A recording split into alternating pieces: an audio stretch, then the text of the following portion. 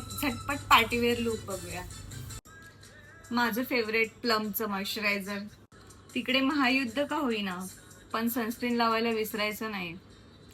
थोडंसं dark circles आणि जिथे पण अनइवन स्किन आहे तिथे थोडं करेक्टिंग करते. ब्लेंड वेल. फाउंडेशन ब्लेंडर कानावरून सुद्धा फिरवते. हाय पॉइंट हायलाइट करू की नको कन्फ्यूज आहे मी. फक्त हाय पॉइंट्सलाच लावते, फार नाही लावते, एकदम नॉर्मल हायलाइटिंग करते.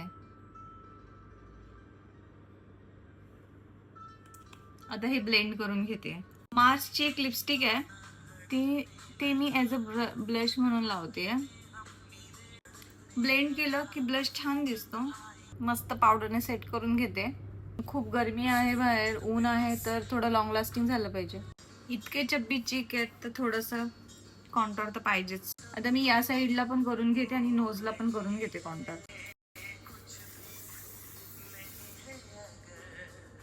स्प्रे केलेला आहे.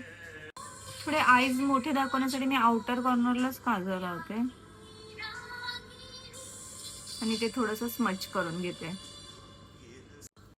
थोडे हार्श लाईन असतील तर त्या ब्लेंड करून घ्यायच्या, म्हणजे छान फिनिशिंग येते आय मेकअपला. ते आवडत नाहीत मला जास्त डार्क आयब्रोज.